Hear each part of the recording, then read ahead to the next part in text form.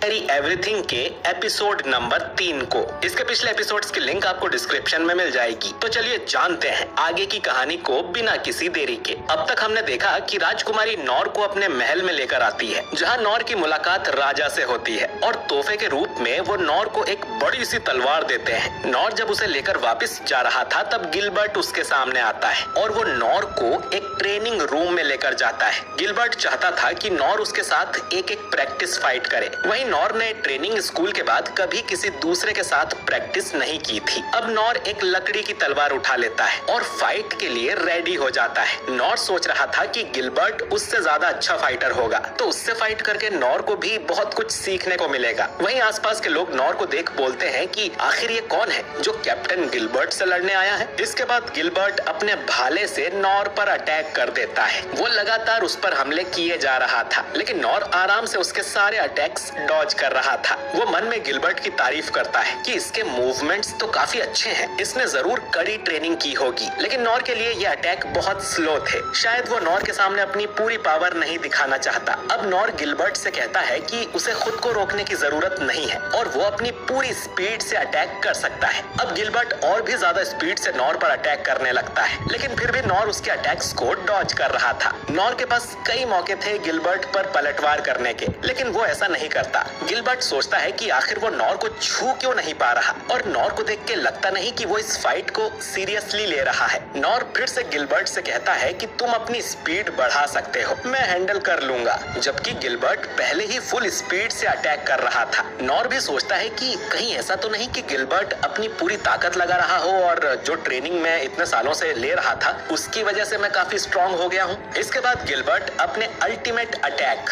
Dragon grave से नौर पर हमला करता है और अपने भाले को सीधा नौर के गले पर मारता है। पर वो देखता है कि नौर तो उसके सामने है ही नहीं, बल्कि वो उसके साइड में खड़ा था। नौर ने गिलबर्ट का फाइनल अटैक भी डॉज कर दिया था, जो देख गिलबर्ट काफी चौंक जाता है। लेकिन तभी नौर कहता है कि मैं हार मानता हूँ और फिर वो यहाँ से चला जाता है। इधर लोग बातें कर रहे थे कि कैप्टन के फाइनल अटैक से कोई कैसे बच सकता है, शायद वो नकली भाला था इसीलिए वो आदमी उड़ गया होगा, असली होता तो उसकी गर्दन अलग हो जाती। इसके बाद हमें गिलबर्ट की बैक स्टोरी दिखाई जाती है। गिलबर्ट के अंदर भाला चलाने का काफी हुनर था और उसे फाइट में कोई भी नहीं हरा पाता था। गिलबर्ट ट्रेनिंग करते हुए और ज्यादा पावरफुल होता गया। वो अलग अलग टाउन में जाकर वहाँ के स्ट्रॉन्ग लोगों से लड़ता था, लेकिन फिर गिलबर्ट से लड़ने लायक कोई बचा ही नहीं। उसने रॉयल कैपिटल में भी सभी फाइटर्स को हरा दिया था। अब एक बूढ़ा आदमी गिलबर्ट को बताता है कि उनके किंगडम और पड़ोसी देश में युद्ध होने के आसार हैं, इसीलिए रॉयल कैपिटल में स्ट्रॉन्ग लोगों को इकट्ठा किया जा रहा है। गिलबर्ट को भी वहाँ जाना चाहिए ताकि उसे वहाँ कोई अपनी टक्कर का मिल सके। गिलबर्ट फिर रॉयल कैपिटल में आकर यहाँ डीमन हंटिंग करने लगा। आर्मी में उससे लड़ने लायक कोई नहीं था जो कि उसे सच में टक्कर दे सके। उसने बड़े बड़े मॉन्स्टर्स को भी आराम से मार दिया और उसे काफी बोरियत होती थी। एक दिन सोर्ड स्कूल का मास्टर सिग गिलबर्ट के पास आता है, जिसे सोर्ड सोवरेन का टाइटल मिला हुआ है। गिलबर्ट को भी लोगों ने स्पीयर सोवरेन का टाइटल दिया हुआ था, पर गिलबर्ट को ये सब फालतू की बातें लगती हैं। सिग उससे कहता है कि वो ईनस से क्यों नहीं लड़ता, जिस पर गिलबर्ट बोलता है कि ईनस थोड़ी अलग तरह से स्ट्रॉन्ग है, लेकिन फिर भी अगर उनमें एक सिंपल बैटल हो तो गिलबर्ट ही जीतेगा। अगर सिग के जैसे और भी स्ट्रॉन्ग लोग होते तो गिलबर्ट को काफी मजा आता। गिलबर्ट अब सिग से कहता है कि आप भी बोर हो जाते होंगे नहीं, दिन भर सोल्जर्स और एडवेंचरर्स को ट्रेनिंग देते हुए, जो कि आपकी छोटी उंगली के जितने भी पावरफुल नहीं है। सिग कहता है कि उसकी ड्यूटी है रॉयल कैपिटल को प्रोटेक्ट करना, वो चाहे कितना भी स्ट्रॉन्ग क्यों ना हो, अकेला एक युद्ध नहीं जीत सकता। खैर, एक दिन कोई तो आएगा जो मुझसे भी ज्यादा ताकतवर होगा। गिलबर्ट कहता है कि काश वो दिन जल्दी आए।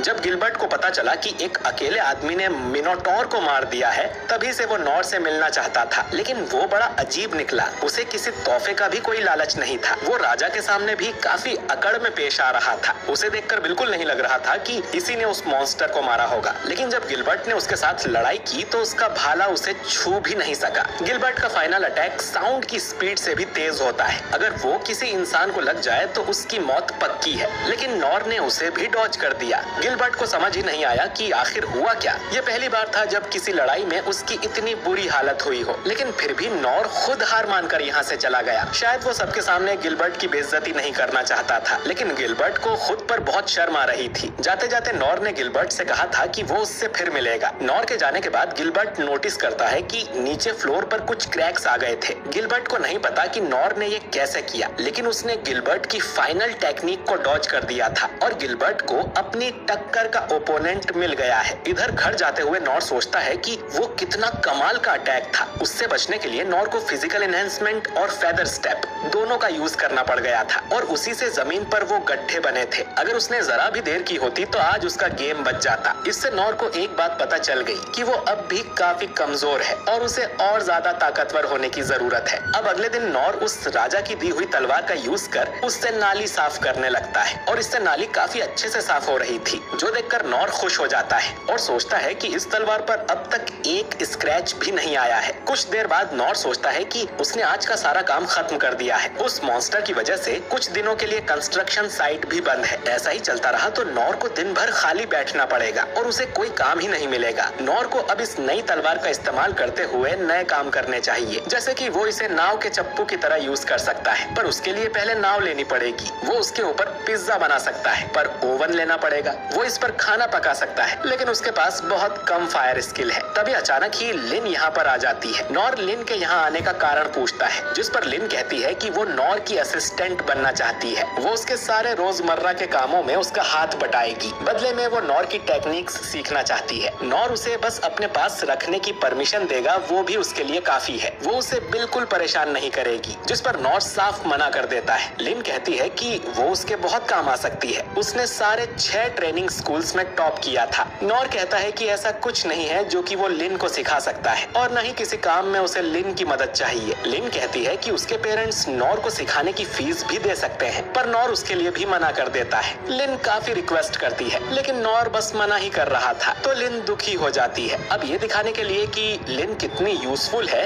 वो अपनी जादू की छड़ी निकालती है और अपनी पहली स्किल आइस डांस दिखाती है, जिससे आसमान में कई सारे नुकीले आइस के स्टोन्स आ जाते हैं। इसके बाद लिन हेल फायर का यूज कर अपने हाथ से आग निकालती है। हेल फायर ही उसकी सबसे पावरफुल टेक्निक है। इसके बाद वो मिस्ट ब्लेड का यूज कर अपने पीछे के बड़े से पेड़ को काट देती है और फिर डिवाइन स्लैश से वो एक पेड़ के ऊपर बिजली भी गिरा देती है। ये सारी स्किल्स देखकर नॉर हैरान हो जाता है, लेकिन फिर भी वो लिन को अपनी असिस्टेंट बनाने से मना कर देता है, क्योंकि उसका मानना था कि वो लिन को कुछ सिखाने के लायक ही नहीं है। उसके मुकाबले तो लिन की टेक्निक कहीं ज्यादा पावरफुल है। लिन फिर बार बार जिद करने लगती है। अब नॉर सोचता है कि उसे असलियत दिखा देनी चाहिए कि लिन के मुकाबले उसकी स्किल्स कितनी कमजोर है। नॉर अब उसे अपनी टाइनी फ्लेम दिखाता है और लिन वापस जाने लगती है। सभी स्कूल के मास्टर्स एक लड़के की कहानियां सुनाया करते थे, जिसमें कोई भी टैलेंट नहीं है, लेकिन सभी को वो कहानियां झूठ लगती थी, जो मास्टर्स ने उन्हें डराने के लिए बनाई होंगी, क्योंकि ऐसा कोई हो ही नहीं सकता जिसने 12 साल की उम्र में ही सभी ट्रेनिंग स्कूल कंप्लीट किए हों, क्योंकि ये बहुत ज्यादा मुश्किल कोर्स होते हैं। लेकिन वो लड़का यानी कि नॉर सच में है। मैजिक स्कूल के मास्टर ओकेन ने लिन को एक बार बताया था कि वो अपनी उंगली से एक फायर बॉल बना सकते हैं और उसे बड़ा भी कर सकते हैं। फायर बॉल को बड़ा करने के लिए काफी सालों की ट्रेनिंग करनी पड़ती है। लिन भी टाइनी फ्लेम को बड़ा नहीं कर सकती, इसीलिए वो नॉर की टाइनी फ्लेम देखकर हैरान रह गई थी, क्योंकि वो उसके मास्टर की फायर बॉल से भी कई गुना बड़ी थी। अब नॉर को तो लग रहा था कि उसकी टाइनी फ्लेम एक बेसिक स्किल है, पर लिन समझती है कि नॉर उसे ये दिखाना चाहता है कि उसकी सारी स्किल्स ऐसी ही एक्स्ट्रा ऑर्डिनरी है और लिन की स्किल्स तो उसके सामने कुछ नहीं है। इतना पावरफुल होने के बाद भी नॉर लोगों की हेल्प करता है, यानी कि वो सिर्फ शरीर से नहीं बल्कि दिमाग से भी काफी स्ट्रॉन्ग है। आगे चलकर लिन को भी अपना किंगडम संभालना पड़ेगा, इसलिए वो भी नॉर की तरह स्ट्रॉन्ग होना चाहती है। वो फिर से नॉर के पास जाती है और उससे कहती है कि अब से नॉर उसका मास्टर है और लिन उसकी स्टूडेंट, और वो तब तक उसका पीछा नहीं छोड़ेगी जब तक उसे नॉर की पावर का सोर्स नहीं पता चल जाता। और ये एपिसोड यहीं पर एंड हो जाता है। तो दोस्तों, आपको ये एपिसोड कैसा लगा कमेंट करके जरूर बताइए। वीडियो अच्छा लगा हो तो इसे लाइक और शेयर कीजिए, और अगर आप हमारे चैनल पर तो हमारे चैनल को सब्सक्राइब करके बेल आइकन जरूर दबाइए। बाकी मैं मिलता हूँ आपसे बहुत ही जल्द अगले वीडियो के साथ। शुक्रिया।